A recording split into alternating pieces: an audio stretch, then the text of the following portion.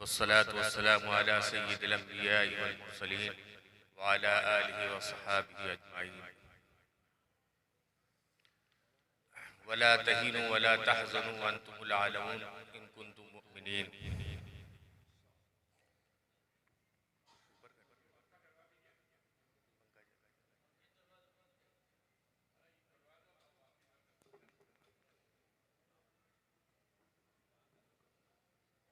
मेरी ये ख्वाहिश है कि बाहर से आए हुए जो उलमाए किराम हैं उनको ज़्यादा से ज़्यादा वक्त दिया जाए।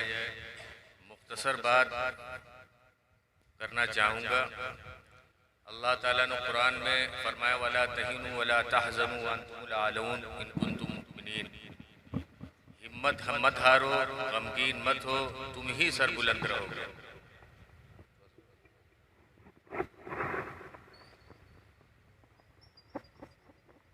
अगर तुम ईमान के तकाज़ों को पूरा करते रहोगे तो सरबुलंदी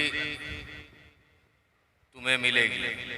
अल्लाह ताला मुसलमानों को सरबुलंदी का ताज अता फरमाना चाहता है, दुनिया की हुकूमत अता करना चाहता है, लेकिन उसके लिए सरबुलंदी के तकाज़ों को और हुकूमत के तकाज़ों को और जो भी दुनिया में आपको हुकूमत चाहिए, सरबुलंदी चाहिए, उसके तकाज़ों को पूरा करना होगा।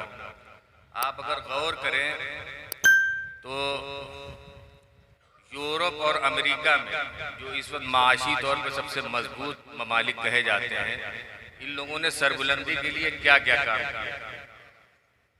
सरबुलंदी के लिए इन्होंने सबसे पहले अपने तालीमी निज़ाम को मजबूत बनाया, तालीमी निज़ाम को मजबूत बनाया और हायर एजुकेशन में, चाहे वो इंजीनियरिंग हो, चाहे वो मेडिकल साइंस हो, उसमें तहकीक रिसर्च को फ़रोग़ दिया।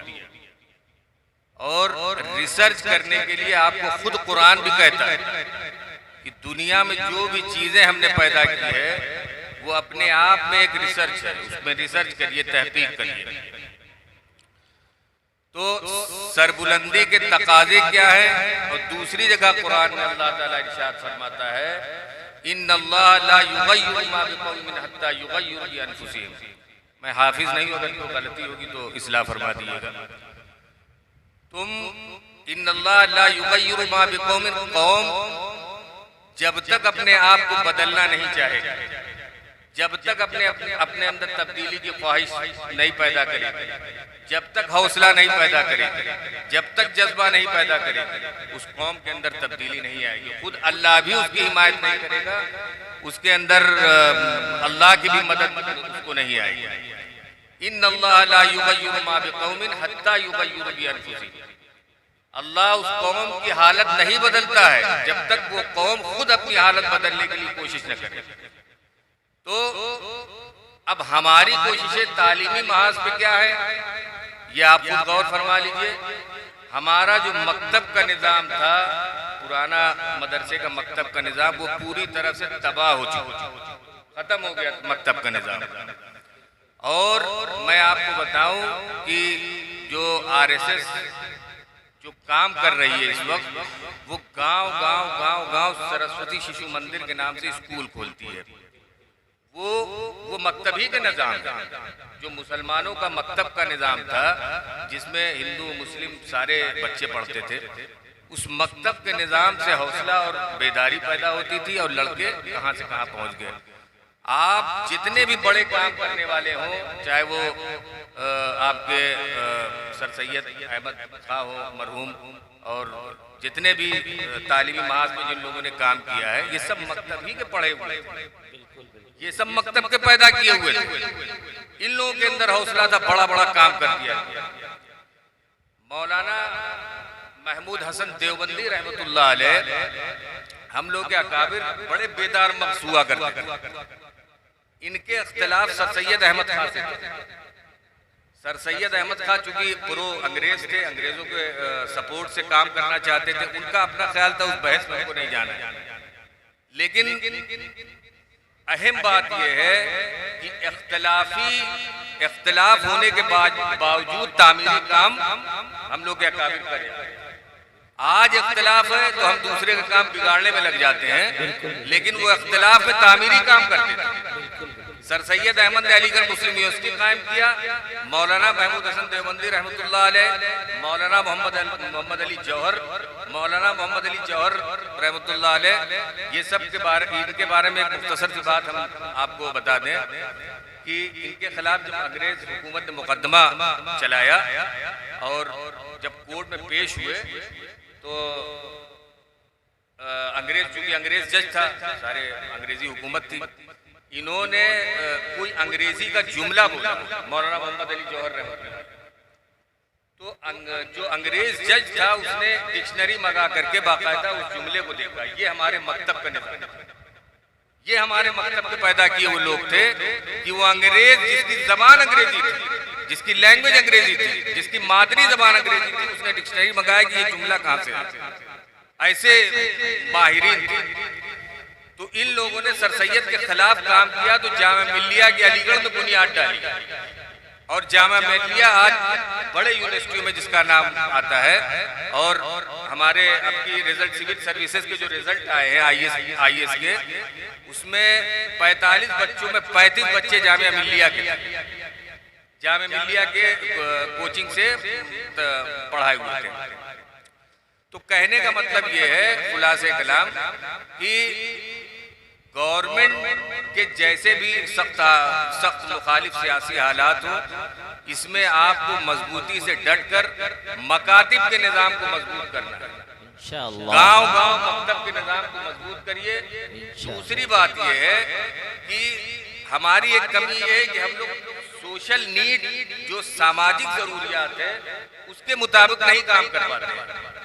हम लोगों के लिए एक सबसे बड़ा मसला इस वक्त है कि हर चौथे, जो मेरी तहकीक है, जो हमने गौर किया है, चौथे पांचवें घर में एक लड़की या तो गैर शादीशुदा है या तो तलाकशुदा है, और वालिदैन के इंतकाल के बाद वो बच्चियां अलग थलग पड़ जाती हैं, उनकी जिंदगी अजीरन हो जाती है।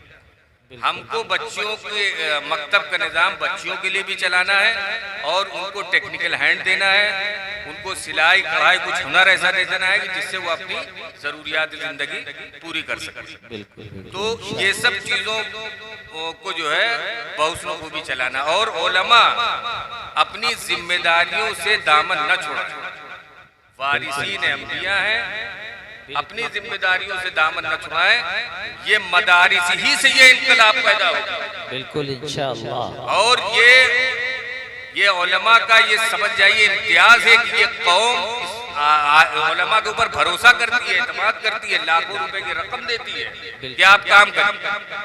तो हम मकतब का निज़ाम शुरू करें, हम कंप्यूटर कोर्स डालें। दुनिया बहुत आगे पहुंच गई है, हम दरी पे बैठे रह गए और फलकपोश इमारतें तामीर हो चुकी हैं। हमको गौर करना होगा, मकातिब के निज़ाम को मजबूत करना होगा, अपने बच्चों को टेक्निकल हैंड हुआ और स्किल डेवलपमेंट के प्रोग्राम चलाने होंगे, जिससे हम लोग यहाँ बच्चियाँ जो मसाइल का सामना करती हैं, उस मसाइल से नबूरदाज़मा न होना पड़े उन्हें।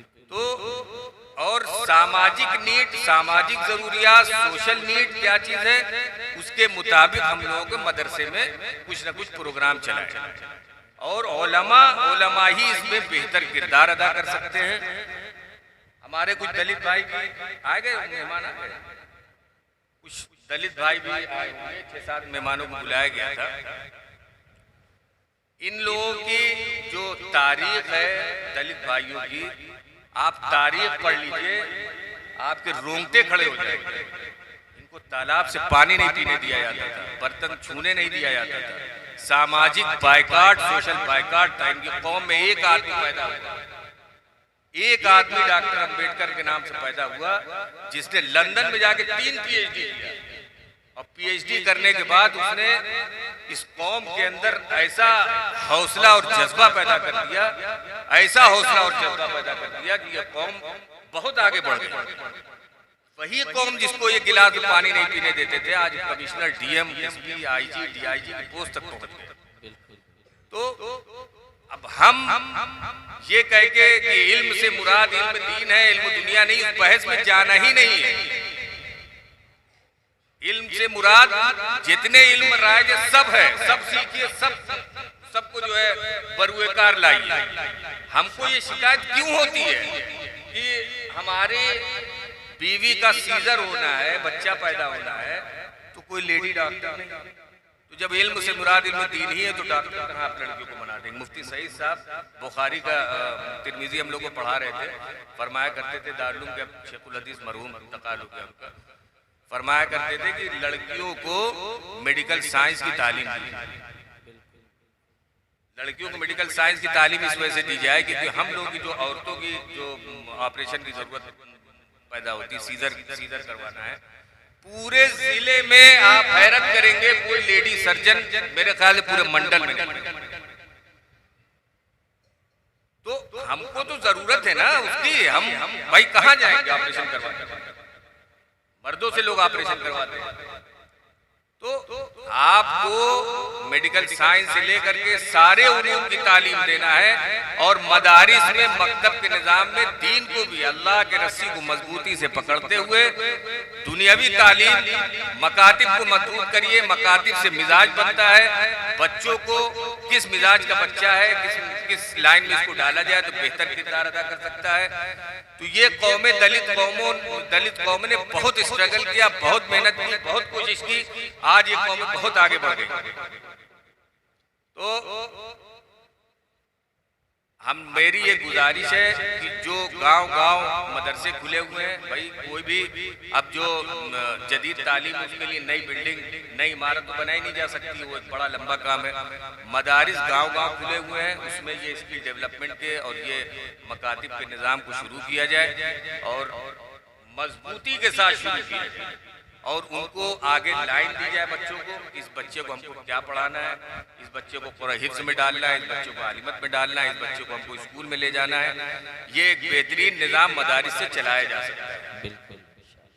तो आप लोग ये कोशिश करिए और ऐसे लोगों की, ऐसे उलमा की हौसला अफजाई करिए। हमने अल्हम्दुलिल्लाह मदरसे में लड़कियों का निज़ाम अगले साल से नई बिल्डिंग में आ जाएगा। जदीद तालीम की तरफ एक बहुत ही अच्छी पेशरफ्त की है और दुआ करिए आप लोग। हम लोग कंप्यूटर क्लासेस भी लेने लाएंगे इंशाअल्लाह और पैरा मेडिकल कोर्सेज भी लाएंगे इंशाअल्लाह। पैरा मेडिकल कोर्सेज जिसमें 1 साल का टेक्नीशियन का कोर्स होता है बच्चियों के लिए और पैथोलॉजी के कोर्सेज होते हैं और आपके सर्जरी के कुछ कोर्सेज ऐसे होते हैं जो 1-1 साल के 2-2 साल के होते हैं। ये सब प्रोग्राम चलाना होगा मदारिस से क्योंकि हम लोग की नुमाइंदगी एकदम हर जगह से ख़त्म हो चुकी है। बेहतर ये है कि मदारिसी से इन सब चीज़ों की शुरुआत की जाए, मकातिब से शुरुआत की जाए और फिर आगे जो है जैसे जैसे हालात हो उस एतबार से काम किया जाए। वाखिर माशाअल्लाह, जज़ाकुमुल्लाह। अब मैं हज़रत मौलाना